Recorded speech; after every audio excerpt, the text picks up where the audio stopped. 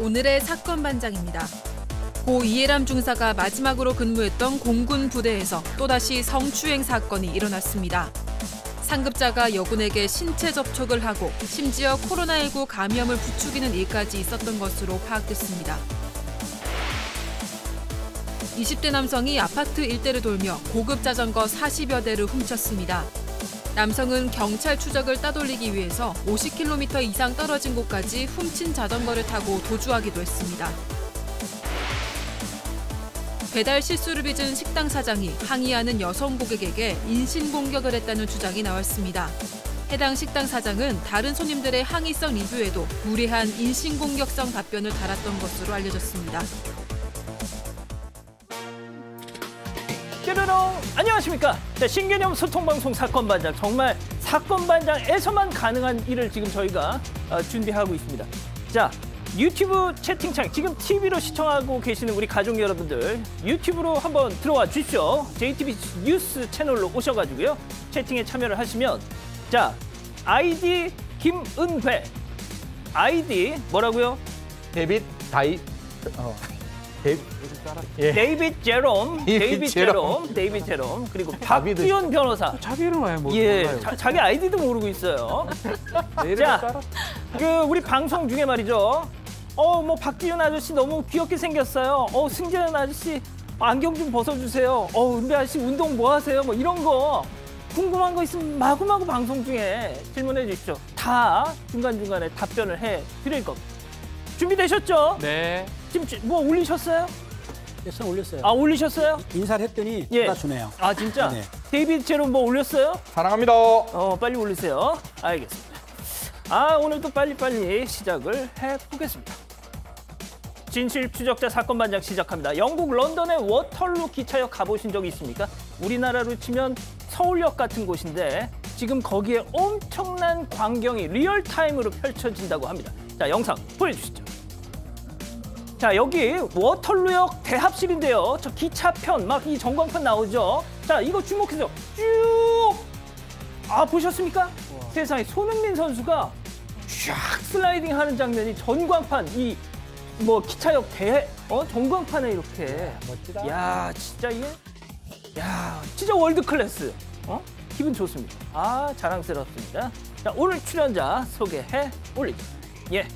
자, 김서연 기자, 박지훈 변호사, 데이빗 제롬 형사 법무정책연구위원, 김은배 전 서울경찰청 팀장 나오셨습니다. 안녕하세요. 안녕하세요. 안녕하십니까. 자, 우리 엄마 박영미 여사 6시 넘어서 다른 채널 잘 보다가 30분 되니까 귀신같이 JTBC 돌리네요 하신 김용찬님, 박 여사님 사랑합니다. 자, 원보영, 저 결혼 5년차 늦가기 신랑입니다. 형도 아직 늦지 않았어요. 멀리서 찾지 마세요. 후배들 많잖아요 하신 목향님. 후배들이 날 싫어해. 자, 태교 여행으로 호캉스 와서 족발 먹으며 보고 있어요 하신 해피송님.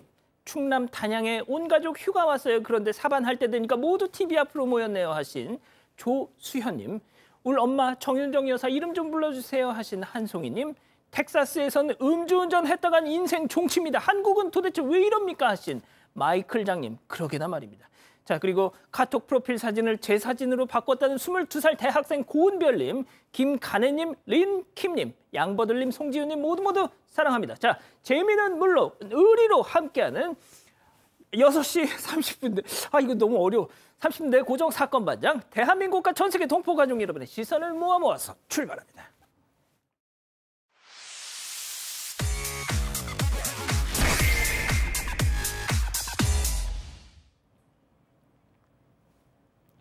첫 번째 뉴스 벌써 떴네요. 싱크홀 편의점 반토막입니다.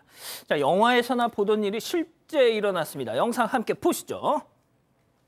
자, 강원도 낙산의 한 해수욕장 근처 편의점인데 갑자기 와장창. 자, 건물 한가운데 푹 주저앉으면서 물건들이 와르르르르르르르르. 자, 밖에서도 한번 볼까요? 아이고, 건물 한쪽이 완전히 훅 꺼졌습니다. 간판만 겨우 서 있는 이 처참한 모습. 자, 김 기자. 천만다행 인명 피해는 발생하지 않았는데 저 싱크홀이었어요. 사람이 있었다면서요, 저 안에. 네, 그렇습니다. 당시 편의점 내부의 모습을 다시 보시겠습니다. 편의점 입구를 비추는 CCTV인데요. 한 남성의 모습이 보이시죠? 그런데 이 남성 뭔가 이상함을 감지한 듯합니다. 편의점의 바닥 일부는 이미 내려앉은 모습인데요. 이상함을 느낀 남성 밖으로 나가죠. 정확히 그러고 10초 뒤에 건물이 다 무너져 내렸습니다. 우와. 네, 나갔는데 와우. 네, 제가 너무 빨리 읽었네요. 이야, 이게 진짜 천만다행입니다. 천만다행. 네, 오늘 아침 6시 40분쯤 강원도 양양의 낙산해수욕장 인근에서 대형 싱크홀이 발생해 편의점 건물이 무너져 내리는 사고가 났습니다. 싱크홀은 가로 12m, 세로 8m, 깊이 5m 규모로 파악됐는데요. 부상자는 다행히 없었지만 인근 투숙객 등 96명이 대피하는 소동이 벌어졌다고 합니다. 양양군청은 현재 긴급 복구 작업을 벌이고 있고 경찰은 현재 사고 현장 주변을 통제하면서 사고 원인을 조사하고 있습니다. 승 의원님, 이 정도 싱크홀이었으면 그 사전 징후가 좀 있었을 것 같은데요. 그렇죠. 어떤 일이 일어났을 때 뭐 대명천지에 어떤 뭐 아무런 징후 없이 일어나는 경우는 없죠. 주변 분들은 이런 이야기를 했답니다. 벌써 6번이나 이런 징후가 있었다라고 이야기를 합니다. 제일 첫 번째 있었던 사건에 대해서는 그 근처에 있는 어떤 그 집안을 확인하면서 약 한 3개월 정도 집안 공사에 대한 안정성을 검토했다고 하는데요. 그 주변에 있던 숙박업계에서는 이런 얘기합니다. 6번이나 이런 일이 있었다. 또 뿐만 아니라 수도관, 배관을 3차례에서 4차례 정도 좀 이렇게 교체를 했다라는 이야기가 나오는데 저희들은 이렇게 세상 위에만 바라보지 세상 밑에 있는 지하수가 어떻게 움직이는지는 잘 모르잖아요. 그래서 그 지하수의 어떤 물 흐름 때문에 저런 일이 발생하지 않았느냐 이렇게 저희들은 추측하고 있습니다. 알겠습니다. 자, 인명피해 없었다니 다행이네요. 두 번째 뉴스 이어가죠. 또 킥보드입니다. 자, 진짜 큰일 날 뻔했습니다. 킥보드 영상 함께 보시죠. 자, 불박차 잘 가고 있어. 야야야야야야야, 너 뭐야? 이거 뭐야? 역주행? 자, 이 역주행이에요. 너무나 자연스럽게 슉 하니까 킥보드가 너무 태어나니까 순간적으로 이거 내가 역주행을 하는 건가 싶을 정도로 말이죠. 팀장님, 영상 보시면 아시겠지만 이 킥보드 타고 여성입니다. 여성. 놀라지도 않아요. 어떻게 살면 이런 정신세계가 가능한 겁니까? 그러니까 저 여성분이 착각을 했는지 일부러 했는지는 모르겠는데요. 그 6차선 도로에서 그 불박 차량이 1차선을 가던 중이에요. 근데 보다시피 약간 도로가 굽어져 있지 않습니까? 굽어져 있는데 갑자기 킥보드, 전동 킥보드 탈 여성이 지나가는 거예요. 싹 지나가는데 깜짝 놀랐겠죠? 생각해 보세요. 저 도로에서 역주행하는 거거든요. 왜냐하면은 저 도로는 저 가려고 그러면 반대편으로 와야 되는데 제 앞으로 달려온 거란 말입니다. 근데 저분은 이제 헬멧은 쓰긴 썼는데 실제적으로 저런 사고가 발생했을 때 사망했다 하더라도 전동 킥보드를 타신 분이 보상을 받을 길이 없는 거예요. 헬멧을 썼습니까? 네, 쓴 거로 보이는데요. 네. 단지 이제 물론 킥보드 쓰려고 그러면 타려고 그러면 헬멧도 써야 되고 또 한 25km 정도 해야 되면서 최소한 운전면허증이 없으면은 원동기 면허증도 있어야 돼요. 심의상. 그거는 이제 본인이 사고 안 났으니까 모르겠지만 아무튼 운전하는 사람이 얼마나 놀랐겠습니까? 깜짝 놀랐던 거죠. 근데 운전하는 사람은 놀라서 쳐다봤는데 오히려 저 킥보드 타고 가는 여성분은 아주 여유만만하게 갔다는 거예요. 그럼 저 여성분이 실제적으로 좀 문제가 있는 거로 보는 거예요. 왜냐하면 저 위험한 데도 타고 가는 것도 그렇지만 오히려 본인도 안 놀래고 웃진 않았지만은 여유만만한 표정이라고 이제 물론 본 사람이 얘기했지만 제가 보기에는 약간 성격적으로 문제 있는 사람이 저렇게 타고 간다. 어떻든 킥보드를 타시는 분들 절대로 역주행하시면 안 됩니다. 그러니까 이게 너무 위험한 게 2차선이라 다행이지. 이제 1차선에서 맞아요. 왔으면 이게 커브길에서 안 보이잖아요. 직진 차로면 마주편에서 오는 것 봤겠지만 커브길에 이게 갑자기 튀어나오지 않습니까? 거듭 말씀드리지만 사람의 생명은 하나예요. 하나. 두 개가 아니고 저렇게 해서 사고 나고 난 다음에 누구의 과실, 누구의 잘못을 따지는 게 아니라 정말로 내 생명은 내가 좀 지키자. 알겠습니다. 자, 영상 하나 더 준비했습니다. 함께 보시죠. 자, 딱 봐도 좁은 골목. 경차 한 대가 정말 아슬아슬. 보고 있는 제가 다 지칩니다. 여기를 왜 들어갔어 도대체. 자, 그런데 집 현관문이 열려있네. 대문. 안 돼. 뚫고 가지면 안 돼. 지금 사람도 나와서 쳐다보고 있어. 이걸 또 뚫고 가는데 뜯겼어 지금. 아이고. 뭐지? 아마 초보 운전이신 것 같아요, 박 변호사님. 초보 운전 아닌 것 차폭이 같아요, 그러니까 초보 아니지. 초보라면 저게 들어갈 생각도 못합니다. 아 진짜. 약간 자만심이 보입니다. 딱 자기 차만큼의 도로예요. 딱 그 차만큼의 도로인데 그것을 굳이 지금 가려고 하다가 결국은 문을 손괴를 시켰죠. 그리고 아 뒤에 초보 운전 붙어 있는데. 그뭐 써져 있다 해가 초보 운전 다 아니고 초보 운전이 금방 저런 데 들어갑니까? 저도 20년 이상 운전했지만 저런 데 못 들어갑니다. 겁이 나서. 지금도 혹시 초보 운전 붙이고 다니세요? 뭐 필요할 때는요. 아유, 필요할 때는요. 깍쟁이. 아니 근데 진짜. 일단은 저는 저렇게 들어간 게 뭐 실수로 들어갈 수도 있고 뭐 초보도 있고 그럴 수도 있지만 어쨌든 간에 가다가 문을 지금 손괴를 시켜버린 거거든요. 저 그게 좀 문제가 되는데 이제 일단은 도망갔기 때문에 혹시 뺑소니 아니냐 이렇게 얘기할 수 있는데 예. 뺑소니가 되려면 교통사고로 차에 어떤 손상을 입혀야 돼요. 자기 차가 손상이 입어졌기 때문에 문이 저렇게 됐다 하더라도 뒤후에 다른 사고가 일어날 가능성은 없습니다. 왜냐하면 저 차 말고 저 도로에 다시 도로를 차다는 차들은 없어요. 저 정도 차니까 들어올 수 있지 조금 더 큰 차들 못 들어오거든요. 그렇죠. 뒤후에 사고의 가능성이 없기 때문에 그 범죄는 안 될 것 같고요. 저 지금 문 열고 나오시는 사람 거죠. 여기 뭐 일이 당황했죠. 뭐야 이거 하면서 지금 문 우리 집 열고 앞에 나오셨어요. 차가 들어 왔다 갔다 하네. 그러면 일부러 저거를 했으면 재물 손괴죄가 될 수가 있고요. 모르고 일부러는 아닌 것 같아요. 실수로 했다 그러면 처벌은 안 됩니다. 처벌 안 되고 다만 보험 사고로 봐가지고 보험 처리는 가능할 것 같습니다. 알겠습니다. 자, 세 번째, 너무 충격적이었어요. 세 번째 뉴스 이어갈게요. 돈가스집 첫 손님 먹튀입니다. 자, 사진 함께 보시죠. 슬리퍼에 양말 차림을 한 저 남성 주목해 주십시오. 먹튀범입니다. 부산 해운대 돈가스 가게에 들어와서 단품도 아닌 세트에 사이드 메뉴까지 시켜 먹고 물을 너무 마셨네 하고 화장실 가더니 영영 돌아오지 않았다고 합니다. 더군다나 첫 게시 손놈 너 꼭 잡고 싶다 하신 사장님 직접 사진 공개한 겁니다. 마수거리 손님 그날 장사에 이 첫 번째. 되고 안 되고를 이렇게 판가름하는 게시 손님인데 초장부터 먹튀였으면 이거 어떻게 됩니까 이거 진짜. 네, 이게 가게 사장이 어제 첫 판매부터 먹튀를 당했다는 글을 직접 올리면서 6,000원짜리 돈가스를 팔면서 같은 장소에서 7년을 장사했는데 이렇게 먹튀를 당하긴 처음이다라고 밝혔습니다. 사장은 먹튀범이 먹고 간 금액이 한 21,500원 정도로 적으면 적은 돈이겠지만 솔직하게 배고프다고 말을 하면 식당 하는 가게 주인들이 그냥 밥 주기도 하니까 제발 먹튀는 하지 말아달라고 호소를 했습니다. 그러면서 이 사람을 꼭 잡고 싶다면서 경찰에 신고했다고 밝혔습니다. 아, 잡히겠네요.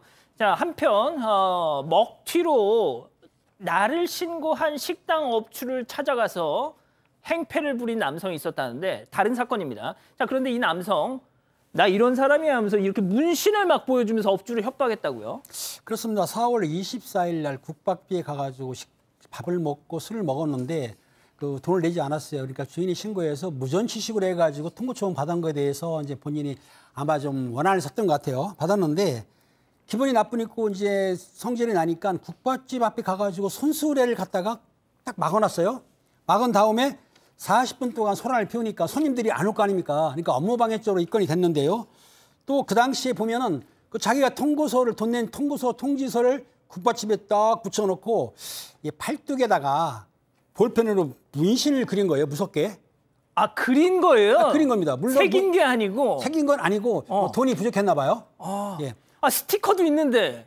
스티커 이 사람 생각을 못했죠. 아, 못했구나. 그러니까 문신을 보이면서 자기가 건달인 것처럼 아, 협박을 괜히 했기 때문에. 아프게 왜 그려 그걸 스티커 있는 붙이면 되지. 아무튼 그 문신을 보이면서 협박하면서 죽여버리겠다고 하니까 주인이 얼마나 놀랐겠어요. 그러니까 이거는 또 협박죄가 가능하거든요. 그런데 이 남성이 또 문제가 뭐였냐면 그 전에 4월 16일 날 광주 동관 편의점 도로에 설치된 속도 제한 표시판 있죠. 예. 요걸 또 주먹으로 무슨 핸드백도 샌드백도 아닌데도 3번 때린 거예요. 아하. 그럼 속도 표지판이 당연히 손괴가 있겠죠. 아하. 그 제물손괴죄도 추가가 된 거죠. 근데 재판부에서는 뭐라고 했냐면 누번 기간에 범죄를 저질렀기 때문에 가중처벌 받을 수도 있습니다. 그런데 피해자와 합의를 했다는 거예요. 그러다 보니까 징역 1년을 선고했는데 징역 1년. 아, 징역 1년이 뭐 작은 건 아니지만 그래도 여러 건 한 것에 대해서는 한 징역 1년 6개월을 좀 선고하시지. 1년을 선고했습니다. 그러니까요. 아, 알겠습니다. 스티커 있습니다. 그거 붙이세요. 자, 네 번째 뉴스 이어갈게요. 취객 주머니에서 쏙입니다. 영상 함께 보시죠. 길바닥에 앉은 취객을 유심히 관찰하는 한 사람. 길이 텅 비자 취객 옆으로 쓱. 혹시 부축해 주려고? 아니죠. 그럼 제가 소개하지 않죠. 주머니에 손을 쓱. 그렇습니다. 휴대전화 도둑. 자전거 타면서 자 지금 뺐어요. 자전거 타면서 지금 여유를 부리면서 도망갔지만 검거 성공. 그렇죠. 그렇죠. 아 이거 진짜. 저 영상 자체가 이제 CCTV이긴 한데요. 관제센터에서 요원이 저것을 봤던 겁니다. 아, 다 보고 있었구나. 그렇죠. 다 보고 있어요. 아하, 이런. 이 서초동에 있는 서울 서초동에 있는 7월 7일에 있었던 일인데 관제센터에서 CCTV로 저런 모습을 보고 관제 요원이 그날 경찰서에 연락을 했고요. 누가 절도를 하고 있다라고 얘기를 했고 경찰관들이 이제 그 현장에 갔죠. 가니까 현장에 가 보니까 저 사람은 자전거 타고 도망가고 뭐 도망은 아니었는데 여유롭게 움직이고 있었고요. 아하. 그러니까 본인이 당연히 모를 거라고 생각하고 시치미를 뗐는 것 같아요. 뭔 소리 하냐? 나는 한 적이 없다라고 유유히 도망을 갔지만 나중에 경찰이 CCTV를 보여줬을 때는 범행을 부인할 수 없었고요. 다만 이 사람 직전에 지금 출소를 했어요. 동종 범행으로 사범의 전과가 있는데 또다시 범행을 저질렀고 아까 누범 얘기했었는데 누범의 가능성도 있고요. 뭐 중하게 처벌이 될 것으로 보입니다. 알겠습니다. 자 마지막 뉴스 속도 좀 내서 가겠습니다.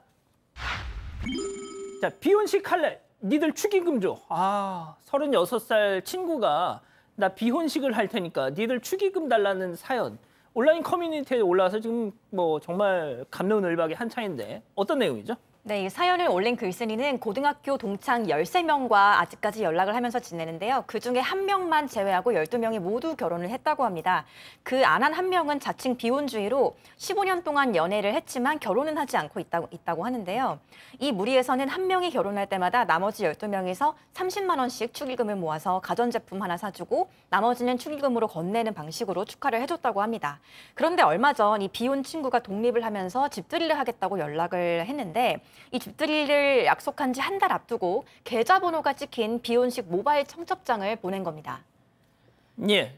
자, 그럼 그냥 이렇게 바로 질문 들어갈게요. 자, 팀장님부터. 자, 비혼식을 할 테니 니들 계좌번호로 돈 보내란 친구가 정상이다 아니면은 얘 좀 이상한 거 같아라고 반응하는 다른 11명의 친구가 정상이다. 누구 편? 11명의 친구가 정상이고 그렇게 비혼식 한다는 분이 약간 4차원입니다. 아, 4차원. 네. 이게 뭐 그러니까 조금 이해가 덜 된다는 말씀이시겠죠? 그렇죠. 예, 뭐.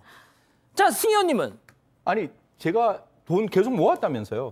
그러면 제가 내는 돈이 있을 거 아니에요. 다른 친구들한테. 나 결혼식 안 하니까 내가 내는 돈 그만큼 좀 줘. 사실 이게 품앗이라고 생각하면 결혼하고 안 하고의 문제가 아니라 아니 그거 좀 도와주면 안 돼? 내가 원하는 나의 가전제품인데 좀 사줘. 라고 할 수 있는 거 아닌가요? 오. 그렇잖아. 결혼식 내가 안 하는데 결혼식 하고 안 하고의 문제가 아니잖아. 의리의 문제죠. 그러니까 팀장님하고 의견이 다르시네요. 예. 알겠습니다. 죄송합니다. 아니 뭐 죄송할 게 뭐 있어. 자, 박 변호사님은. 네, 저도 뭐 비슷하게 생각합니다. 이 사실은 관행이죠, 우리나라에서 축의금 주고. 근데 다 결혼하고 본인만 안 했으면 글쎄요, 뭐 받을 수도 있겠죠. 그렇게 할 수는 있는데 그럼 좀 설득을 좀 미리. 그 말씀 들으니까 저는 조금 네. 아니 그러니까 미리 나는 결혼 안 할 테니까 너희들 다 이렇게 얘기 좀 하고 있었으면 가장 깔끔했었는데 뒤늦게 비혼식이라는 게 어디 있습니까? 그런 게 없잖아요, 사실. 없는 걸 만들어서 돈 달라고 하는 거는 조금 이해할 수. 저 같으면 오히려 내용 증명 보내서 그때까지 돈 줬으니까 너희들 좀 돌려달라. 오히려 그렇게 낫죠. 내용 증명. 왜냐하면 증여긴 한데요. 야, 이거 뭐 어느 공사 정도의 커지는데 조건을 증여할 이러면. 수 있는 거거든요. 아, 그렇군요. 자, 김 기자는. 저도 뭐 비혼식 개념은 잘 모르겠지만 줄 수도 있다고 생각합니다. 그러니까 네, 개인의 그 라이프 스타일은 다 다르니까. 계좌번호를 적어서 친구들한테 수금을 하겠다는 그 친구가 계좌번호를 적은 건 조금 방식이 너무 투박했다고 생각합니다. 투박하다. 네. 그렇군요. 이거 좀 받을 수 있는 거죠? 뭐 애매합니다. 애매한데 이게 증여예요. 우리가 축의금 내는 게 매매가 아니에요. 그리고 줬기 때문에 받는 게 아니고요. 줌으로써 끝나는 증여이기 때문에 돌려받기는 어렵습니다. 근데 이제 이 사안은 상당히 조금 특이한 거죠. 이 사람은. 근데 그렇게 줬으면 나중에 그만큼 돈을 다시 축의금으로 받는 게 우리 우리 전통 관행 아니겠습니까? 예. 근데 본인은 이제 비혼주의자니까 못하기 때문에 그래서 법적으로는 한다면 안 했으면 좋겠는데 굳이 한다면 저는 가능성은 있다고 보는데 내용 하지 증명. 마세요. 하지 마세요. 하지 말라. 안 했으면 좋겠어요. 알겠습니다. 자, 아무튼 1대3 팀장님 혼자. 팀장님 혼자. 근데 저 내 아니, 생각. 시간 없어. 시간 죄송해요. 없어요? 죄송해요. 그럼 고. 자, 네. 이거 광고 봐야 돼. 광고. 그래. 자, 경북 포항 구룡포 23년 물회 맛집 창우 물회 김현주 사장님. 김현주 사장님 보고 계신가요? 좀 전에 저랑 통화하셨죠? 사장님은 오늘 점심 전에 물회 10인분 세팅해달라는 예약 전화를 받으셨습니다. 한 그릇당 15,000원, 도합 15만 원. 콧노래를 부르며 이렇게 사진처럼 세팅을 해놓으셨죠. 하지만 30분이 지나도 오지 않는 손놈들. 그렇습니다. 노쇼였습니다. 23년 장사 인생 처음 겪는 일이라 하셨습니다. 그래도 인정 많은 다른 손님들이 딱한 사정을 듣고 물회 그거 우리가 먹을게요 하면서 몇 그릇은 파셨다고요. 자, 오늘 점심 포항 구룡포 창우 물회 노쇼한 당신들 지금이라도 가서 빨리 드세요. 함께하는 이 자리를 누구보다 기다려온 당신. 그런 당신을 위해 준비한 가장 프리미엄한 만남. 아웃백 토마호크 프리미엄 초이스. 전투는 오직 자동, 레이드는 오직 딜러뿐인 지루한 MMORPG는 잊어라.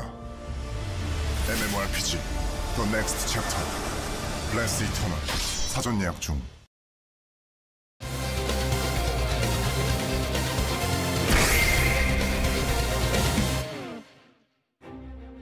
고 이해람 중사가 마지막으로 근무했던 공군 부대에서 또다시 성추행 사건이 일어났습니다. 상급자가 여군에게 신체 접촉을 하고 심지어 코로나19 감염을 부추기는 일까지 있었던 것으로 파악됐습니다. 어떻게 이런 사건이 다시 일어난 건지 알아봅니다. 그 공군 부대에서 또 성추행 사건이 일어났습니다. 네, 어제 군인권센터는 공군 부대에서 20대 초반 여군 부사관을 대상으로 한 성폭력 사건이 발생했다고 폭로했습니다. 가해자는 지난해 7월 새로 부임한 44살 준위, 피해자는 20대 초임 여군 하사인데요. 가해자는 안마를 해준다는 핑계로 피해자의 어깨와 발을 만지거나 피해자가 거부 의사를 밝혔음에도 위옷을 들쳐 부항을 놓는 등 매일 한두 번씩 신체 접촉을 하면서 성추행을 저질렀다고 합니다. 이런 성폭력은 올해 1월부터 시작돼서 피해자가 4월에 신고를 할 때까지 계속 이어졌고요. 이 준이는 좀 발언도 이상한 말을 했는데요. 나랑은 결혼을 못하니까 대신 내 아들이랑 결혼해서 며느리로라도 보고 싶다. 뭐 남자친구와 헤어졌으면 좋겠다는 등의 그런 성희롱적 발언도 했다고 합니다. 알겠습니다. 그러면 이번 사건 체크 포인트 짚어보죠. 코로나 침을 핥아라? 하하, 이게 무슨 일인지 군 인권센터 군 성폭력 상담소장의 회견 내용 잠깐 듣고 가시죠. 가해자가 피해자에게 격리하사와 뽀뽀를 하라고 지시했다.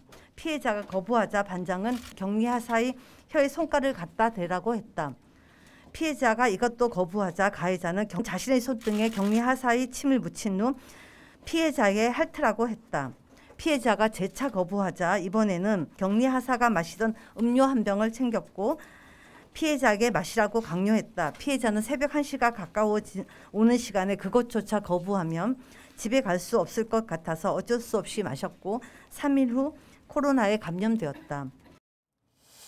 이게 일단 군 인권센터 주장입니다. 주장에 따르면 확진자의 침을 손등에 묻힌 뒤에 그거를 뭐 말로 옮기기도 좀 그런데요. 아무튼 그렇습니다. 그 반의 그 반장인 준이라고 있습니다. 하사관 중에는 제일 높은 계급인데요. 업무를 쉬기 위해서는 코로나 걸려야 되는데 코로나 걸리는 방법은 지금 코로나 걸려서 격리 수용 중인 그 하사한테 가서 그 물을 먹으면 되니까 물컵을 가지러 가자고 설득을 했습니다. 한 39분 정도로 설득했다고 하는데 계속 부인하다가 상관이 가자니까 할 수 없이 갔어요. 근데 사실상 가보니까 물컵을 가는 게 아니고 거기 갔더니 그 코로나 걸린 하사하고 뽀뽀를 하라고 하는 거예요. 이게 말이 됩니까? 상당히 엽기적인 행동인데요. 그러니까 그걸 거부를 했습니까? 그랬더니 그 본인이 그 반장이 그 코로나 걸린 하사의 처에 침을 묻혀가지고 자기 손등에 묻힌 다음에 이거를 핥으라고 했다는 거예요. 이 말이 사실인지는 모르겠지만 이런 정도의 행동을 하는 준이가 있다는 건 저는 들어보지 못했거든요. 이게 말도 안 되는 얘기인데 아무튼 그것도 이제 거부를 했습니다. 그랬더니 그 격리하사가 쓴 마스크도 써라. 그러면 코로나 걸릴 거 아니냐. 그것도 거부를 했어요. 했는데 마지막으로 뭐라고 했냐면 음료수를 마시라고 했어요. 그러니까 그 음료수는 뭐냐면 격리돼서 코로나 걸린 하사의 음료수를 마시라고 하니까 할 수 없이 강요에 의해서 음료수 몇 방울을 먹었는데 실제적으로 3일 후에 코로나에 걸린 사건입니다. 그러니까 이 사건은 그 여군 하사관한테 그 반장, 즉 중위가 계속해서 강요를 해가지고 이런 상황이 됐기 때문에 피해자는 여군 하사관인 거죠. 뭐예요? 도대체 이게 무슨 일이에요? 이게 왜 이러는 거예요? 그냥 한마디로 딱 천지분간 안 되는 일인 거죠. 아니 이런 행동을 하는 게 뭘로 설명이 되겠냐고요. 제가 아무리 이 내용을 시청자 여러분께 제대로 설명하거나 상세히 설명한다고 시청자 여러분께서 그 말에 동의하실 수는 없는 거 아니에요. 그 직장 내에 코로나 안 걸린 사람이 이 2사람밖에 없었대요. 그러니까 그 일을 다 자신들이 도맡아 하면 문제가 있으니 우리도 코로나 걸리자라고 해서 어떤 코로나 격리 막사에 들어가서 코로나 걸리기 위한 작당을 이렇게 했다는 거예요. 그럼 그 피해의 어떤 하사는 얼마나 당황하겠습니까? 가는 것도 부담스러웠고 거기서 하는 행동도 부담스러웠고 나와서 결국 아까 1시 넘고 그거조차 하지 않으면 집에 못 갈 수 있는 상황이었기 때문에 그런 행동을 했다라고 하는데 제가 봤을 때 어떠한 변명도 통용되지 않을 수 있는 상황이라고 말씀드리겠습니다. 박 변호사님, 가해자가 준이고요. 피해자가 하사입니다. 자, 부사관이라고 이제 표현을 합니다. 이제 하사관이 아니고 요새는 부사관이라고 표현하는데 부사관이 하사, 중사, 상사, 원사까지 있고요. 준이는 이제 기술행정, 특수병과고 통상은 부사관에서 원사나 아니면 상사에서 승진해서 되는 경우가 많이 있습니다. 아마 항공병과이기 때문에 뭐 특수기술행정병과의 준이로 보이는데 그만큼 하사하고 준이하고는 그 계급 차이가 상당히 납니다. 준이 같은 경우는 뭐 부대의 준이 같은 경우는 일반 장교들보다도 훨씬 오래 있고 또 높다고 봐야 되는 상황이고 그러다 보니까 이 피해 하사의 여성 입장에서는 대처하거나 함부로 할 수 없었던 상황으로 보이고요. 근데 지금 보면 뭐 강제적으로 접촉하고 어떤 뭘 하라고 시키고 이 부분들이 대부분 위력이나 어떤 계급적 그것을 통해서 했던 거 봐야 되기 때문에 위력의 간음죄, 성추행죄 등이 성립할 것 같습니다. 이거 어쩌다 알려지게 된 겁니까, 외부에? 피해자가 지난 4월 15일 이 피해 사실을 신고하면서 가해자는 이튿날 군사경찰대에 입건됐고 성추행 및 성희롱 혐의를 모두 인정했다고 합니다. 그리고 같은 달 26일에 구속됐는데요. 군인권센터에 따르면 군의 대응이 좀 부실했던 점이 있는 것 같습니다. 우선 신고 직후에 가해자를 다른 부대로 전출하거나 파견하지 않고 이틀간 정상적으로 업무를 보게 했다고 하고요. 가해자가 구속되기 전에 피해자한테 텔레그램 메시지를 수십 차례 보내면서 내가 죽으면 너도 힘들어진다. 합의해주지 않으면 죽을 수밖에 없다는 등의 그런 협박과 회유의 문자를 보냈는데도 가해자와 피해자를 제대로 분리하지 않았다고 주장했습니다. 자, 팀장님, 이 피해자가 이 군수사당국의 조사를, 그러니까 피해자가 조사를 받는 일이 있었대요. 그렇습니다. 피해자가 성추행 문제 피해자인데도 불구하고 이 내용이 왜 그러냐면은 군사 경찰에서 조사를 하는데 아까 그 코로나를 당했던 하사 있지 않습니까? 창건이 조사를 하거든요. 창건이 조사를 하다 보니까 뭐라고 했냐면 내가 숙소에서 격리하고 있는데 저 여군 하사관이 들어왔다. 그러니까 허가를 안 받고 들어간 거예요. 그 주거 침입죄가 되는 거고 또 그리고 어찌됐든 간에 물 음료수병을 먹으면서 코로나를 갖다가 걸렸지 않습니까? 그러니까는 근무를 피하기 위한 상해죄다 이렇게 본 거예요. 그러니까 군사경찰에서는 조사를 하다 보니까 이거는 재판에 넘겨야 되겠다 싶어가지고 군 검찰에다가 기소위원으로 재판에 넘겼고요. 근데 이제 군 인권센터한테 뭐라고 하냐면 2차 피해도 있다라고 주장을 하는데 실제적으로 그 아까 말한 원사 있지 않습니까? 원사라는 분이 있었는데 이 여군 하사관이 피해 본고를 다른 사람한테 들었어요. 그러면 군사경찰이라든지 아니면 상사에 보고를 해야 되는데 오히려 아까 그 가해자 준이한테 가가지고 보고를 한 거예요. 이렇게 그 여군 하사관이 피해를 봤다고 하니까 조치하라고 했겠죠. 이렇게 했기 때문에 이 여군 하사관은 또 화가 나고 또 억울하니까는 또 6월경에 원사를 공무수사단에 아마 그 신고를 했던 것 같아요. 그러면 신고를 하면 그 원사도 분리조사를 해야 되는데도 불구하고 같은 부대에 같이 근무시키니까 어떻게 하겠습니까? 그러니까 피해자는 아마 청원 휴가를 낸 것 같아요. 그래가지고 아직까지 군대에 들어가지 않았다고 하는데 아마 그 군 검찰이나 군사경찰에서 조금 좀 부적절하게 처리하지 않았나 싶습니다. 좀 뭐 내용이 들으시기에 복잡하고 좀 듣기 거슬릴 수 있는 그런 내용입니다. 그냥 딱 정리를 하면 과거 그 불미스러운 일이 벌어졌던 그 현장, 그 부대에서 또 비슷한 일이 벌어진 겁니다. 박 변호사님, 마지막으로 정리를 해주세요. 자, 왜 자꾸 이런 일이 반복되는 거예요? 일단은 이 공군이나 이 뭐 군사 경찰입니다. 예전에 헌병이라고 그랬지만 군사 경찰 또 검찰, 특히 군사 경찰의 조치 중에 군형법에 특수한 범죄가 하나 있긴 합니다. 근무 기피 목적 상해죄요. 예. 뭐 일반 범죄는 없어요. 형법에는. 군인이 만약에 일 안 하기 위해서 일부러 자신의 몸에 상처를 가했을 때 처벌받습니다. 그 범죄를 지금 적용하는 과정에서 문제가 됐는 거거든요. 알고 보면 그 여성 하사가 피해자임에도 불구하고 가해자인 것처럼 입건을 했고 이런 부분에 하면서 결국은 2차 가해까지 지금 이루어지는 그런 상황이기 때문에 수사기관 입장에서는 그 범죄를 입건하는 건 중요하지만 과연 어떻게 사실관계가 된 거고 정말 이 여성이 피해자인지 가해자인지 그 부분을 초동 조사할 때 조금 잘 확인을 했어야 되는데 그러지 않았다 보니까 이 사건이 좀 커졌던 게 아닌가 생각이 듭니다. 자, 공군 뭐라고 해요, 공군? 네, 우선은 국민들께 심려를 끼쳐드려 매우 죄송하다고 밝혔습니다. 그러면서 수사 과정에서 억울한 피해가 발생하지 않도록 그 민간인으로 구성된 수사인권위에도 자문을 해서 법에 따라 엄중하게 처리하겠다는 입장을 밝혔는데요. 다만 군이 부실 대응을 했다는 지적에 대해서는 반박을 내놨습니다. 해당 부대에선 신고 이튿날부터 가해자를 업무에서 배제했고 다른 부대로 파견 조치해서 가해자와 피해자가 실질적으로 분리했다고 밝혔는데요. 오늘 군인권센터는 이에 대해서 이런 해명이 사실관계와 맞지 않는다고 재반박을 내놨습니다. 알겠습니다. 첫 번째 사건 이렇게 정리하고요. 두 번째 사건 이어갑니다.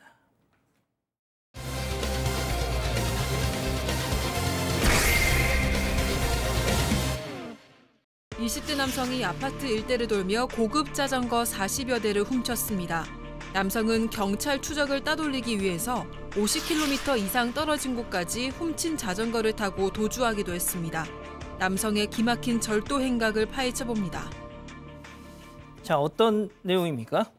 네, 경북 경주시에서 아파트나 빌라 복도에 세워놓은 고급 자전거를 상습적으로 훔친 20대 남성이 경찰에 붙잡혔습니다. 이 남성은 지난해 11월부터 약 8개월 동안 영남 지방에 있는 중소도시에서 고급 자전거 40대를 절도한 혐의를 받는데요. 피해 금액이 약 4천만 원에 달하는 것으로 알려졌습니다. 자, 8개월 동안 영남권 10개 시군을 돌아다니면서 무려 40여 대를 훔쳤다는 어떻게 뭐 가능한 거죠? 아주 전문적으로 뭐 했다기보다는 경찰이 조사를 해보니까 약간 비밀번호 이런 것들이 좀 허술한 부분, 또 아파트 중에 좀 오래된 곳들, 출입구에 비밀번호 차단 시스템이 없거나 경비 시스템이 허술한 아파트, 이런 아파트만 골라서 절도 행각을 벌였던 걸로 보입니다. 특히 심야 시간대에 이런 절도 행각을 했었고요. 아파트 엘리베이터를 타고 나오면서 그냥 자연스럽게 그냥 저렇게 자전거를 들고 나옵니다. 자기 거 이신양. 그리고 집 앞에는 통상은 시건 장치 잘 안 걸어놓은 게 많기 때문에 그렇게 자연스럽게 가지고 나와서 절도를 40대 이상 했습니다. 자, 그럼 여기서 오늘 두 번째 사건 체크포인트 짚어보죠. 경주에서 울산까지. 이게 무슨 얘기죠? 그렇습니다.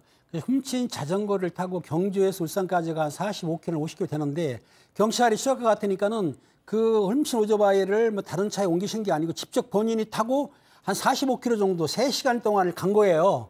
저 피해 보시면 보시겠지만은 저 가가지고 45km 뒤에는 뭐가 있느냐? 거기는 자기가 빌린 렌트카가 있기 때문에 그때 가서야 렌트카를 옮긴 거죠. 그러니까 경찰 추적을 피하려고 본인이 직접 훔친 자전거를 타고 멀리 도망간 거죠. 근데 보통 보면은 저 피의자가 사실은 뭐 40번 했다고 그러지 않습니까? 일반적으로 할 때 바로 훔친 거를 렌트카로 싣고 하는 게 아니고 보통 5km나 10km 정도를 자전거로 도주한 다음에 아무도 없을 때 차에 옮긴 거예요. 그러니까 치밀하게 주도 면밀하게 계획을 했기 때문에 처음에 수사할 때 상당히 힘들었던 것이죠.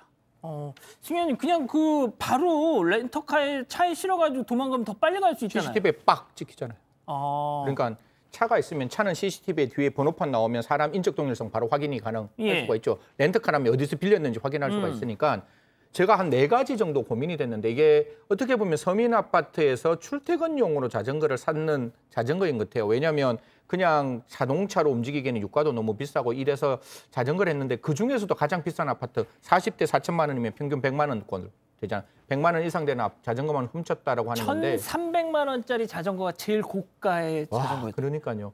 그런 어떤 딱 자전거를 특정해서 찍어서 훔치고 그것도 야간에 훔치고 50km까지 자기의 도주 경로까지 만들었다면 단순한 견물생심은 아니지 않을까 굉장히 치밀하게 우리 저 경감님 말씀대로 준비한 사건이다라는 말씀드리겠습니다. 이 무슨 업자예요? 왜 훔친 거예요, 도대체? 생활비가 부족해서 범행을 저질렀다고 경찰에 진술했습니다. 이 훔친 거는 모바일 중고거래 앱을 통해서 판매했다고 합니다. 박 변호사님. 네. 어떻게? 절도죄인데 이게 그냥 절도죄 되지 않을 것 같아요. 야간에 주거에 침입해서 절도를 했습니다.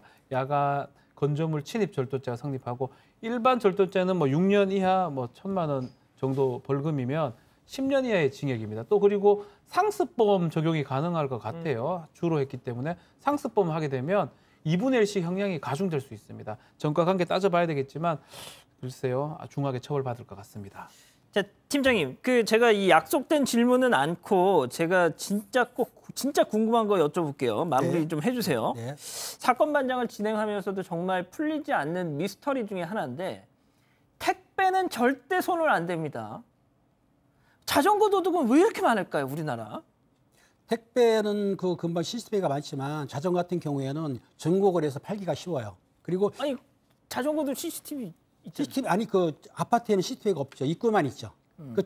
복도층이라든가 없기 때문에 훔치기가 쉽고 더군다나 자전거는 누가 훔친다 하더라도 크게 생각을 안 합니다, 사실은. 제가 행사할 때도 자전거를 훔친 사람은 사실은 구속시킨 일은 한 번도 없어요. 그러다 보니까 자전거가 이제 뭐 싼 거라 생각하는데 아까 그 앵커님 말한 대로 1,300만 원짜리가 있다면서요. 예. 그럼 자전거가 이제 고가가 되기 때문에 인식을 좀 바뀌어야 되겠죠. 아무튼 절도는 이유 불문하고 잘못된 거기 때문에 강하게 처벌해야 됩니다. 예. 그러니까 이제 왜 택배는 안 건드리는데 자전거 도둑은 이렇게 많으냐 이런 얘기에 항상 나오는 얘기가 있습니다. 자전차왕 엄복동의 후예라서 그렇다 뭐 이런 뭔지 아세요 혹시? 엄복동 씨 알죠? 자전거 선수. 아, 영화 있지 않습니까? 영화는 자전거 도둑도 봤어요 제가. 네? 자전거 도둑이라고 아시죠? 이탈리아 영화. 아 이탈리아 영화. 아 모르시는구나. 야 우리 팀장님 또 이탈리아 영화를 즐겨 보시는군요. 아 그게 이제 왜냐하면 옛날에. 알겠습니다. 네. 아 시간. 나 또 이러면 욕 먹을 것 같아. 또 어르신 얘기하는데 또 말 끊었다고. 어쩔 수 없습니다. 지금 시간이 뭐 좀 처음에 반장 픽하면서 너무 시간을 오버해가지고요. 죄송합니다. 자, 두 번째 사건 이렇게 정리하고요. 세 번째 사건 이어갑니다.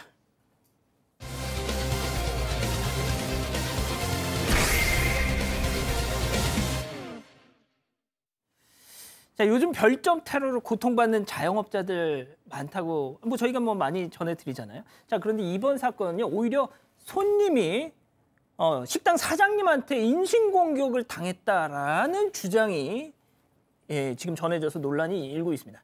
자, 백다의 아나운서 통해서 들어보시죠. 지난달 31일 저녁 인천에 사는 한 여성은 평소 자주 이용하던 한 가게에서 배달 음식을 주문했습니다.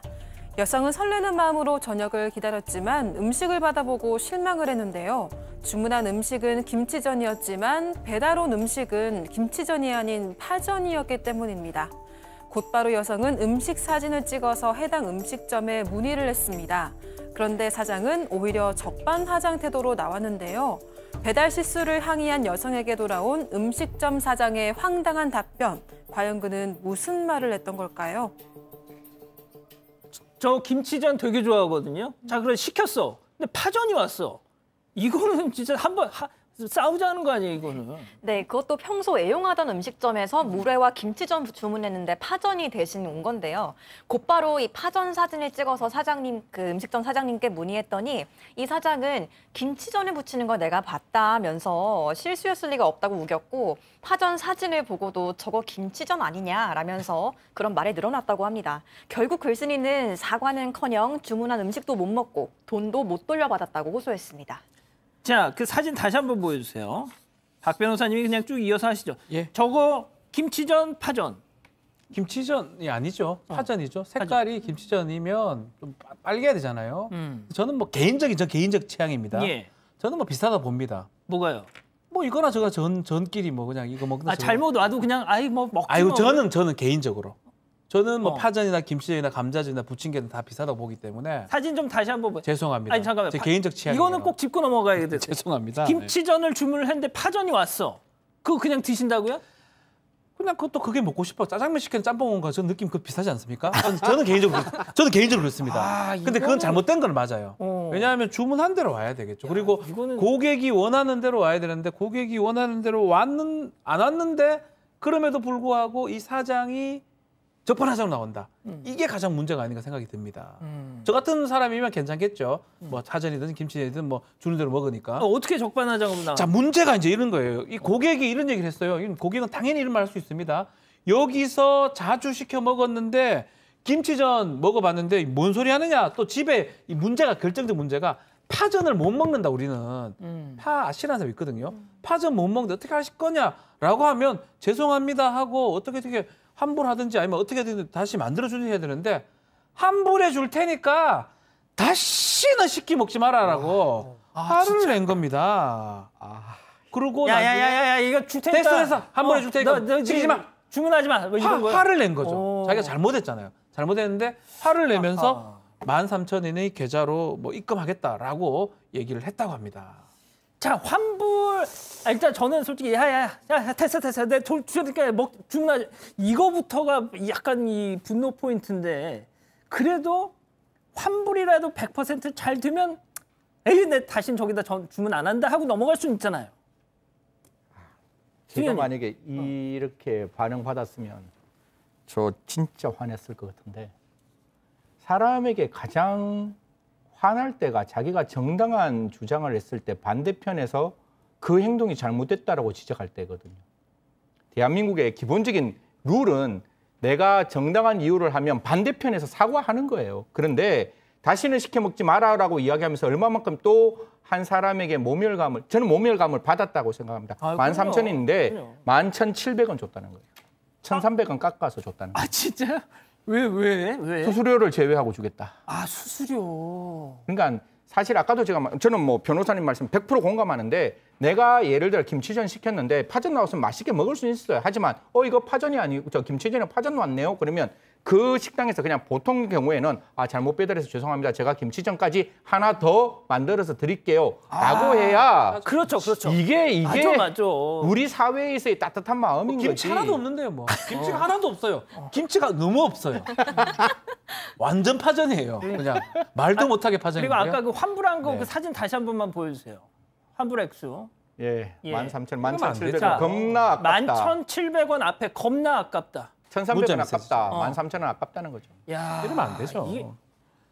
팀장님, 어떻게 하실 거예요 이거? 그러니까 주인이 참 특이하네요. 왜냐하면 놀보시보입니다. 저런 거 보고 관종이라고 하는데 죄송합니다. 관종 아시죠? 이거 이 사장님 전화할 것 같은데. 와도 괜찮아요. 왜냐하면 제가 사장이라고 한다면은 김치전을 파전으로 잘못 보냈어요. 그러면 항의가 들어오면 죄송합니다 하고 거기 김치전을 하나 또 서비스로 보냈어야죠. 의원님 말씀처럼. 요게 영업 마인드인데도 불구하고 오히려 비아냥거리고 비꼬고 화나게 한다는 거는 이거는 관심을 받기 위한 하나의 행동일 뿐만 아니라 또 심보가 죄송합니다. 놀보심보죠. 이런 사람이 영업하게 되면은 그 영업집은 머지않아 망할 것 같은데 참 안 됐습니다.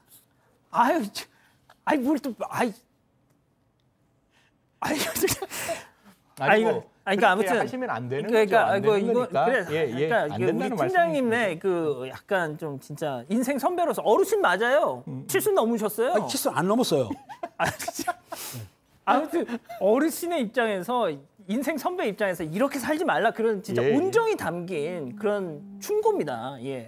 1부 음식점. 자 그런데 도대체 이게 뭐라고 이렇게 진지하게 얘기를 하고 있는 건지 모르겠다고 어떤 분이 좀 그러시는데 자.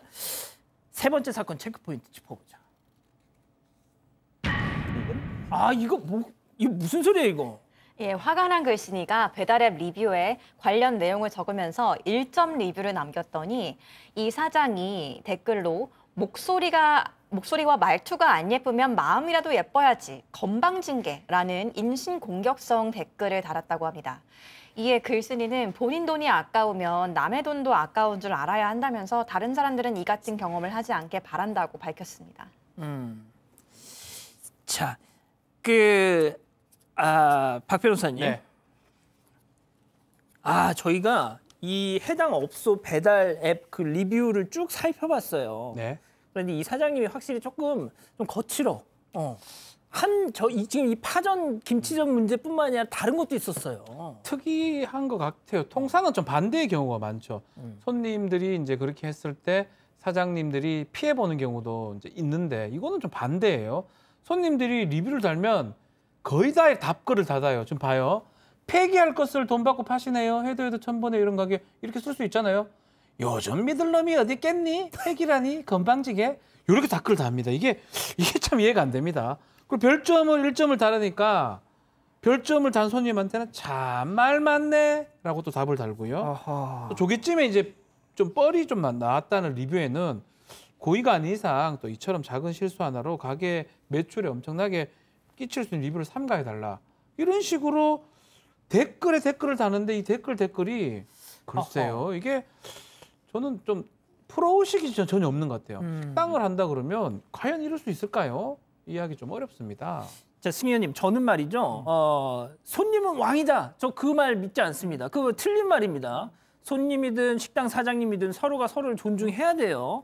자, 그런데 그렇다고 사장님들이라고 해서 무조건 막 굽실굽실하고 저는 그거 아니라고 봅니다만 너무 나갔어. 아까 제가 원칙을 말씀드렸잖아요. 만약에 소비자가 뭐 이런 분들이 일부 있겠죠. 블랙 컨슈머라 그래서 분명히 사장이 최선을 다해서 정말 최고의 품질을 줬는데 이게 뭐야? 내가 원하는 것보다 조금 적잖아. 이쪽에 뭐 하나가 문제가 있어. 나 이거 반품할래. 실컷 다 먹고 난 다음에 국물만 딱 남았는데 이거 안에 머리카락 하나 들어왔어. 이거 반품할래.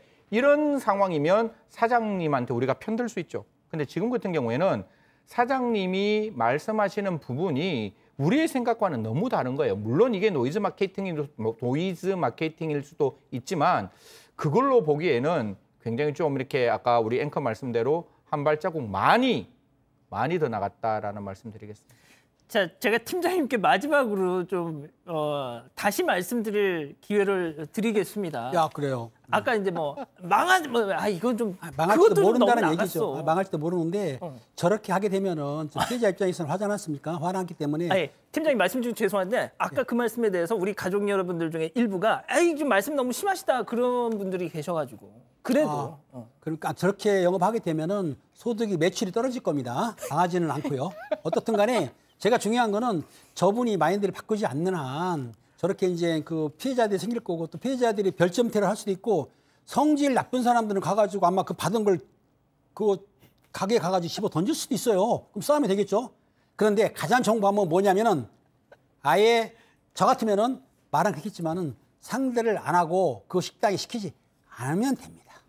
멋지다. 알겠습니다.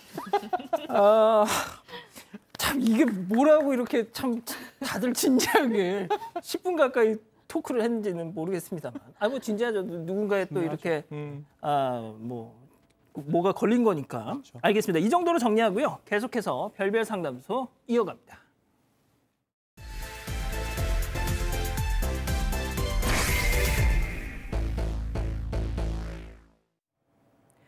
대학 입학과 동시에 캠퍼스 커플이 됐다는 이 씨는 남자친구와 7년 동안 교제했습니다. 기숙사에서 지내던 이 씨와 학교 앞에서 자취를 하던 남자친구는 자연스럽게 동거를 시작했고 동거는 두 사람이 만나는 7년간 이어졌습니다. 7년을 동거했지만 구체적인 결혼 약속을 하지는 않았고 대학을 졸업한 두 사람은 결혼이 아닌 이별을 선택했다고 하는데요. 그런데 헤어진 후 새로운 사랑을 시작하려고 할 무렵 전 남자친구는 이 씨에게 손해배상 청구 소송을 제기했습니다. 사실혼 관계 파기로 인한 위자료를 달라고 하는 건데요. 동거를 했다는 이유로 이 씨는 전 남자친구에게 위자료를 배상해야 하는 걸까요? 7년 동거 그리고 이별. 제가 참 이런 말씀은 조심스러운데 이 남자나 여자나 둘 다 조금 이게 저 개인적인 생각인데 좀 무책임하다. 이 다른 두 사람도 언젠가는 다른 인연을 만날 텐데 만약 각자의 상대가 그걸 용인해줬다면 모를까, 또 고백을 하고 이해해줬다면 모를까, 또 인간적으로 그럴 가능성은 또 없단 말이죠. 아닐 것 같았으면 진작에 좀 빨리 헤어지든가 했었어요. 아니 뭐 아무튼 그 얘기는 계속 좀 진행하면서 좀 하기로 하고요. 자, 백다희 아나운서. 이 커플, 이씨 커플 7년 교제하는 동안에 정말 쭉 같이 살았다는 거예요. 네, 답변 드리기 전에 양원보 앵커께서는 캠퍼스 커플 해보신 적 있으신가요? 전 안 했어요. 뭐 못했어요. 안 한 게 아니고. 네, 그럼 답변 드리겠습니다. 네, 입학과 동시에 캠퍼스 커플이 됐고 남자친구가 자취하는 방에서 함께 지내는 날이 많아진 건데요. 그러다가 경쟁률이 심한 기숙사 추첨에서 탈락하면서 자연스럽게 남자친구의 집에서 쭉 같이 살게 됐던 겁니다. 하지만 이 씨는 남자친구와 한 집에서 살긴 했지만 남편이라고 생각한 적은 없었다고 하는데요. 연애하다 헤어졌다고 생각한 이 씨에게 날아온 소장. 이 씨는 당황스럽다는 입장입니다. 근데 이 문제에 대해서 양원보 앵커는 어떻게 생각하시나요? 자, 백다희 아나운서 수고하셨고요. 본격적으로 좀 얘기를 해볼게요. 자, 김 기자. 학교 앞 자취방에서 동거를 시작했다. 네, 이 씨는 지방에서 올라와서 대학교 기숙사에서 생활하기 시작했고 이 씨의 남자친구는 학교 앞 원룸에서 자취를 했습니다. 둘은 입학을 하자마자 얼마 되지 않아 교제를 하기 시작했는데요. 이 씨가 기숙사 통금 시간에 늦는 날이 많아지면서 자연스럽게 남자친구의 원룸에서 함께 생활하는 날이 많아졌다고 합니다. 그러다가 대학교 2학년 때는 기숙사 추첨에서 이 씨가 탈락하면서 본격적으로 남자친구의 원룸에서 동거하게 된 겁니다. 자, 보통 이게 우리 지금은 아직 학생 신분이고 하니까 일단 이렇게 하지만 우리 꼭 결혼하는 거야, 졸업하면. 그러면서 했던 건가요? 그런 거는 아닌 것 같습니다. 옛날에는 동거하면 결혼을 했지만 지금 그렇지 않거든요. 그 동거 내용이 뭐냐면은 이 여성분이 이 씨가 남자의 원룸에 가서 이제 같이 생활하게 된 건데요. 실제적으로 이제 생활비라든가 아니면 무슨 재산을 모으고 이렇게 한 건 아닌 것 같아요. 아닌 것 같은데도 불구하고 자기가 이제 들어가서 하니까 생활비도 반을 내고 또 그리고 뭐 다른 쓰는 것도 반만씩 부담을 했기 때문에 어느 정도의 그 둘이 동거는 시작된 건 맞아요. 맞는데 예. 그 동거가 계속한 건 아니고 학기 중에는 같이 생활하면서 동거를 했었고 방학이 되면은 각자 집으로 나홀로 가기 시작한 거예요. 또 학기 시작되면 다시 오고 이러기 때문에 결혼을 전제로 해서 동거한 건 아니고 아마 생활비라든지 좋아하는 마음이 있지만 같이 있은 마음일 뿐이지 꼭 결혼을 전제로 해서 동거한 건 아니라고 주장하고 있습니다. 자, 7년입니다. 동거 생활. 네, 길죠. 그러면 거의 양쪽 부모님도 다 아셨을 것 같은데. 알죠. 7년 동안 동거를 했다면 상당히 긴 시간이고요. 특히 이제 여성, 우리 이 씨 입장에서는 남자친구의 어머니하고 만난 적도 있고 뭐 문자 메시지 같은 것도 보냈다고 합니다. 다만 저기 남자친구 입장에서는 우리 이 씨의 부모님하고 뭐 알기는 알지만 따로 뭐 문자 메시지를 한다거나 따로 만나거나 뭐 이러지는 않았던 것 같아요. 아마 그러니까, 남자친구는 단순한 연애라고 아마 생각을 했기 때문에 부모님하고까지 만나는 거는 조금 부담스러워했던 것으로 보입니다. 지금 남자 군대 갔었을 거 아니에요? 사실 사회복무요원이었대요. 이제 현역이 아니라서. 그래서 이제 저 사회복무요원은 출퇴근이 가능했다고 합니다. 그래서 남자친구는 중간에 휴학을 2번 했고 여자친구는 계속 학교를 다녔는데 그러면 시청자 여러분 어떤 상황에서 어떻게 동거가 시작됐겠습니까? 여성은 여성은 취직을 해서 돈을 벌어야 되는 입장이었고 그렇죠. 남자는 계속해서 학교를 다녀야 되는 입장이었기 때문에 아마 요 시점에서는 굉장히 여성이 남성에게 굉장히 적극적인 도움을 주지 않았을까 그렇게 생각합니다. 맞습니다. 저도 이제 이런 그러니까 동거 커플이 아니라 남자는 아직 학생, 여자는 먼저 취업해서 직장 생활하는 이런 경우에 아무래도 경제적인 이 주도권이 그쪽으로 넘어갈 수밖에 없잖아요. 자주 싸워. 네, 실제로 이 커플도 많이 싸웠다고 하는데요. 일단 이 씨가 직장인이 되면서 매일 아침 일찍 출근하고 야근도 잦은 그런 생활이 시작됐는데요. 일하다 보면 남자친구의 연락에 바로바로 답을 하기 어려울 때도 많았고 휴가도 눈치껏 써야 했다고 합니다. 하지만 여전히 대학생인 남자친구가 보기에는 이런 달라진 생활 패턴을 이해하기 힘들었고 게다가 회식이 잦았기 때문에 회식을 이해하지 못하는 남자친구와 이 씨는 굉장히 많이 다퉜다고 합니다. 자, 아무래도 이제 방금도 말씀드렸지만 여성은 돈을 벌고 남성은 학생이고 이거 팀장님 이거 돈 문제가 되는 거죠. 그러니까 이제 여성이 취직을 해가지고 두 사람이 원룸에 생활했었는데 아마 원룸 생활비는 돈을 버는 사람이 내야 되겠죠. 이 씨가 이제 부담을 했었는데 그런데 보니까 당시에는 학교 앞에 있는 원룸이었지만은 회사가 좀 먼 데 같아요. 그러니까 여성이 볼 때에는 교통비도 많이 들고 출근거리가 머니까 그 회사 앞에 있는 아파트를 전세로 얻고 들어가 살기 시작한 거예요. 그러다 보니까 남자는 원룸에 있고 여성은 아파트에 있으니까 잠시 떨어진 상태인데 원룸이라는 게 계약을 하지 않습니까? 계약 기간이 끝났는데 그 남자분이 여성의 아파트로 같이 온 거죠. 동거를 시작하게 된 거예요. 다시 또 동거 시작했기 때문에 둘이서 잘 지냈는데 사실은 한 집에 살고 있었지만 동상이몽이다. 무슨 얘기냐? 생활 패턴이 틀리지 않습니까? 아무래도 직장이나 그러다 보니까는 함께 보내는 시간이라든지 함께 그 같이 어울리는 시간이 점점점 줄어드니까 조금씩 서로가 감정이 열버지기 시작했던 거죠.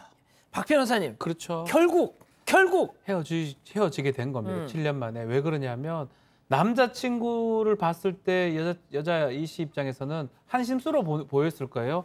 취직계도 준비도 잘 안 하고 계속 뭐 게임 했을 겁니다. 뭐 정확하게 나오지는 않겠지만 죄송합니다. 100% 했을 겁니다. 저도 뭐 고시 공부할 때 게임 많이 해가지고 스타크래프트. 오랫동안 고시 공부를 했었는데 다 잡았잖아요. 너무 잘했죠. 너무 잘했는데 아마 게임 같은 거 하는 모습 보면 고장 깨기 하셨죠 그때? 네, 많이 했습니다. 직장 다니는 여자친구 입장에서는 상당히 한심스러워 보였을 것 같고요.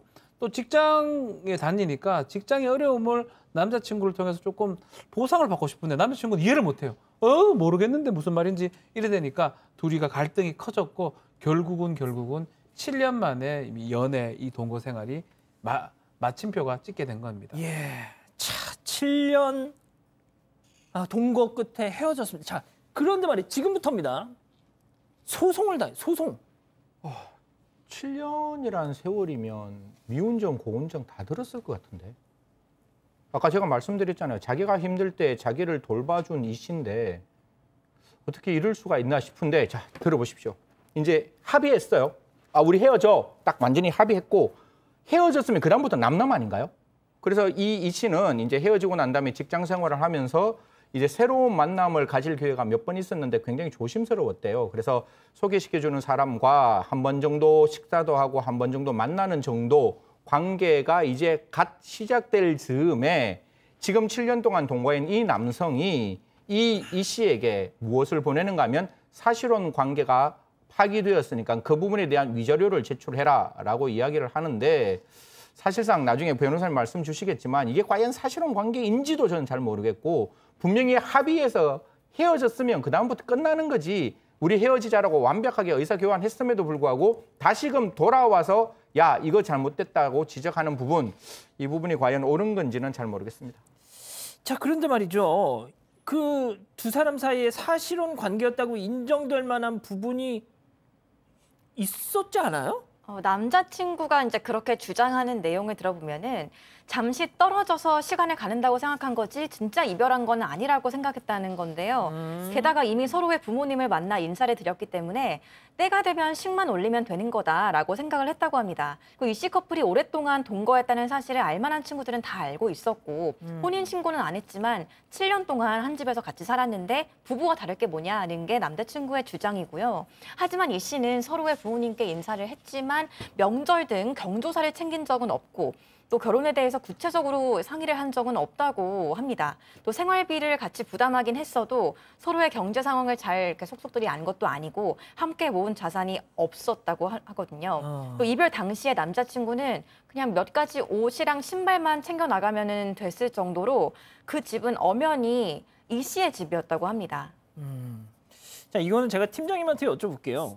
이 남자라는 사람 네네. 진짜 이 씨를 다시 만나고 싶어서 이러는 건지 아니면 진짜 A씨 뭐 해코지라도 하자 하는 심정으로 이러는 건지 뭐 어떻게 보세요? 다시 만나자고 하려면은 설득과 이해를 해야 되지 소송 준비하는 거는 자기가 헤어진 거는 기존사실을 하고 내가 그동안 드렸던 거 억울하다 싶으니까 피해보상 받으려는 것이지 아마 사랑이 좀 식었던 것 같아요. 제 생각에. 승현님 도대체 저는 오히려 거의 경제적으로 일방적으로 얹혀 살았던 것 같은데 자기가 뭘 그렇게 피해를 뭐 그럴까요? 저는 굉장히 이기적인 사람. 이런 이쪽에만 나오면 이제 화가 나는데 아니 저도 똑같은 젠더를 가지고 있지만 이기적인 생각을 해서는 안 되는 거군요. 무슨 말인가 하면 그 여성이 딴 데 가는 건 싫은 거예요. 그렇기 때문에 내가 그 여성한테 가질 수 있는 모든 부분에 대해서 내가 경제적 이득은 내가 그 여성한테 어떻게든지 받아내고 이렇게 귀찮게 굴면 너 딴 사람에게 가지 못하도록 만드는 것 때문에 내가 돌아오는 생각이 아니라 너 딴 데 갈 수 없다라는 어떤 그 옵세션하는 약간 좀 이렇게 집착적인 어떤 모습이 보이는 게 아닌가 그렇게 생각합니다. 알겠습니다. 자, 그러면 이게 법적으로 가능한 건지를 따져봐야죠. 별별 상담소 오늘 궁금증 짚어보죠. 자, 박 변호사님. 전 남자친구에게 사실혼 파기 손해배상 청구를 당하면 이거 뭐 응해줘야 됩니까? 일단 이게 사실혼인지 아닌지를 먼저 따져봐야 되거든요. 어허. 사실혼은 누가 봐도 결혼을 했는 혼인한 사이인데 혼인 신고가 안 돼 있을 때를 사실혼이라고 합니다. 지금 연애가 있고 단계별로 보면 연애가 있고 뭐 동거를 할 수가 있고요. 사실혼이 있고 혼인 신고란 법률이 되는데 지금 사실혼 단계로 보기에는 두 사람 다 알다시피 연애한다고 얘기하잖아요. 예. 이게 좀 부부라고 말하기는 좀 어려워요. 그렇죠. 부모님을 봤다 해가지고 부부라고 할 수는 없는 거거든요. 뭐 호칭도 아마 여보 자기 하지 않았을 겁니다. 호칭도 우리 판례상은 되게 중요시 여기는데 그렇다면 이거는 그냥 단순한 동거로 봐야 될 것 같고요. 다만 우리가 지금 프랑스 법제, 유럽에는 이런 제도들이 많습니다. 동거도 보호를 해줘요. 사실혼 같이 똑같이. 유럽 같은 경우는 팍스라고 하는데 프랑스 같은 경우는 이런 동거도 계약의 일종으로 봐가지고 사실혼에 준해서 보호해주고 지금은 아예 그런 동거했던 사람들이 법률로보다 많은 경우도 지금 되는 경우도 있는데 우리나라는 아직 그런 법제가 아니거든요. 그렇기 때문에 사실혼이 되긴 어렵고요. 그냥 그 사실혼을 기해서 손해배상 청구는 어렵다고 보이고 뭐 다른 뭔가 뭐 계약 관계가 있다든지 아니면 다른 게 있다면 다른 걸 통해서 손해배상을 청구할 수는 있을 것 같습니다. 알겠습니다. 자, 우리 가족 여러분들 뭐 많은 의견 주고 계시는데 자, 김 기자가 마지막으로 좀 정리를 해주시죠. 네, 많은 가족분들이 남자친구가 너무 찌질하고 추하다 이렇게 말씀을 하시는데요. 평생 여자에게 빌붙어 살 생각 아니면 그냥 깨끗하게 헤어지는 게 좋겠다고 말씀하시는데요. 어허. 다만 여자분도 이제 20대 때 동거를 너무 쉽게 생각한 게 아닌가라고 좀 말씀하십니다. 예, 알겠습니다. 일단 별별 상담소 이렇게 정리하고요. 글로벌 픽 이어갑니다.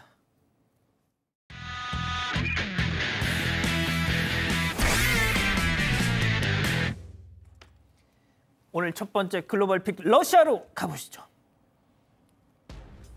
네, 한 남성이 주유소에서 기름을 넣고 있습니다. 그러던 중 주머니를 뒤적거리더니 라이터를 꺼내드는데요.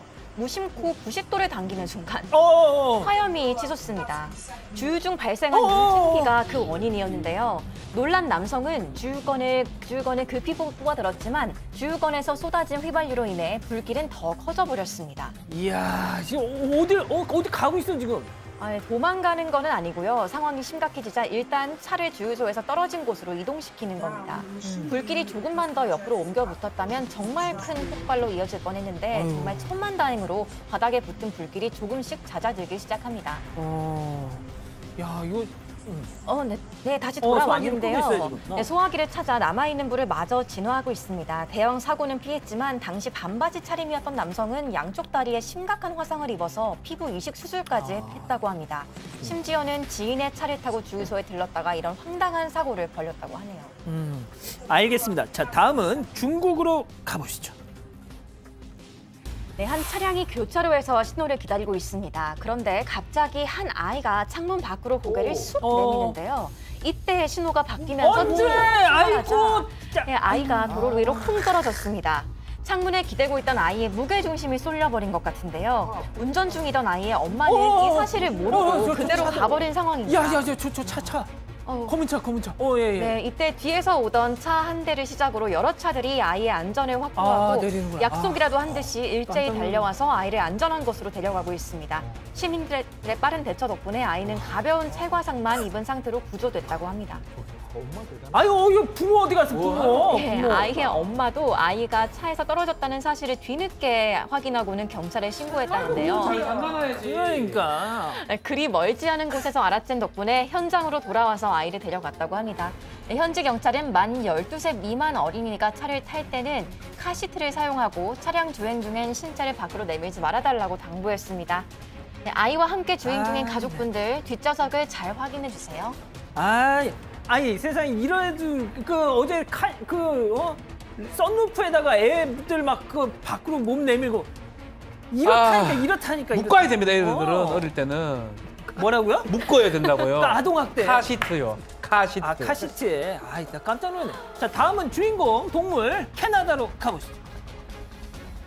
자, 어미 고릴라죠. 동물원을 찾은 방문객들한테 아기 자기 고릴라를 소개하고 있습니다. 아기를 공중을 올린 뒤 다시 품에 안고는 이마에 쭉 입맞춤도 합니다. 아이고, 얼마나 이렇게 하죠. 자, 아기가 얼마나 사랑스러운지 이후에도 품에 안은 채 연신 입맞춤을 날리고 있습니다. 다시 한번. 아, 네.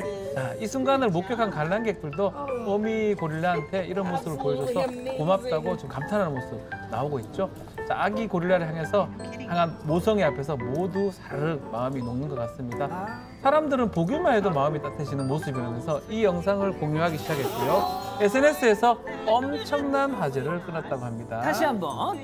사랑해요, 고릴라. 네. 자, 다음은 일본으로 가보시죠. 자, 에이토라는 이름을 가진 허스키입니다. 온몸을 바들바들 떨고 있죠. 예, 아무래도 동물병원이 좀 무서워하는 것 같아요. 아, 병원이 개도 무섭습니다. 진찰대 위에서 벌벌 떠는 허스키를 개 떨어요. 개 떨고 있어요. 한참 동안 진지하게 살피던 수의사. 갑자기 손을 떼더니 너무 떨려서 심장 소리가 들리지 않는다면서 고개를 가스덩거렸다고도 합니다. 너무나 떨고 있기 때문에. 저 진찰이 가능한? 너무 떨고 있어요. 결국 보호자의 도움을 요청한 수의사, 보호자의 품속에서는 진정이 된 건지 아까보다는 점잖게 이제 주사를 받고 있습니다. 하지만 표정 보니까 여전히 긴장한 것 같아요. 완전 겁쟁이다. 예, 그렇습니다. 아무리 늠름하게 생긴 대형견이라 할지라도 주사 앞에서는 모두 겁쟁이가 되는 것 같습니다. 에이토는 현재 대형견 3마리와 함께 생활을 하고 있습니다. 평소에도 겁이 많은 편이라 조금이라도 무서운 상황이 닥치면 보호자의 품에서 응석을 부린다고 합니다. 마치 예방접종 맞으러 온 아이를 보는 것 같아요. 흐뭇한 미소가 절로 지어지는 순간이었습니다. 자, 다음은 최근 온라인에서 화제가 되고 있는 영상 함께 보시죠. 네, 한 남성이 울퉁불퉁한 들판을 지나 어딘가로 향하고 있습니다. 자신이 운영하는 양떼 목장에서 뭔가 요상한 물체를 발견했다는 건데요. 잠시 후 저 멀리 보이는 검은 물체, 번개를 맞아 타버린 나무 같기도 하고 하늘에서 떨어진 운석인 것 같기도 하죠. 네, 이 금속 파편이 발견될 당시 하늘에서 매우 시끄러운 소리가 들렸다고 하는데 들판에는 화재의 흔적도 폭발의 잔해도 없어 보입니다. 결국 농장주는 답답한 마음에 천체 물리학자에게 조사를 의뢰하는데요. 그가 내놓은 답변은 무엇이었을지 직접 들어보시죠. We do know that the crew capsule trunk, so this is the bottom part, re-entered over this area at 7:05 on the 9th. People heard it, people saw it. If you put on the list of things I would do in my career, this wasn't one of them, and that's how cool it is. 네, 물리학자가 목장을 방문해 금속의 소재, 형태 등을 분석한 결과 고열을 잘 견디는 합성 물질로 이루어진 점, 그리고 일련 번호가 새겨진 부품이라는 점을 고려할 때 스페이스X의 우주선 발사체 잔해라고 추측했는데요. 다만 해당 주장에 대해서 스페이스X가 답변을 내놓지 않고 있어서 호주 항공우주국의 조사 결과를 기다려봐야 할 것 같습니다. 알겠습니다. 뭐 위험한 물질은 아닌 것 같아요. 다행이네요. 자, 메가박땡 이벤트 당첨자 소개해드려야죠. 박크리미와 냥이맘님인데요. 사진 보여주시죠. 자, 오늘 아침에 가게 출근해서 보니까 세상에 화분 2개가 사라진 거예요. CCTV를 봤죠. 그랬더니 세상에 전날 밤 9시 30분에 영감님 2분이 저렇게 화분을 훔쳐가는 겁니다. 자, 기회를 드립니다. 망신당하기 전에 조용히 제자리에 갖다 놓으세요. 분명 좋게 끝날 기회를 드렸습니다. 하셨습니다. 자, 저희가 매번 얘기하지만 기회를 드린다 할 때 그때 그 기회를 잡으셔야 됩니다, 박 변호사님. 잡아가요, 빨리. 예? 예, 기회를 잡으라고. 기회를 잡으라고. 네, 기회를 잡으세요. 알겠습니다. 자, 기회 잡으세요, 영감님들. 자, 사랑하는 사건 반장 가족 여러분, 시원한 저녁 되시고요. 저희는 내일도 별이 6개 반, 저녁 6시 30분에 옵니다. 자나깨나 BAO 조심, 안녕히 계십시오.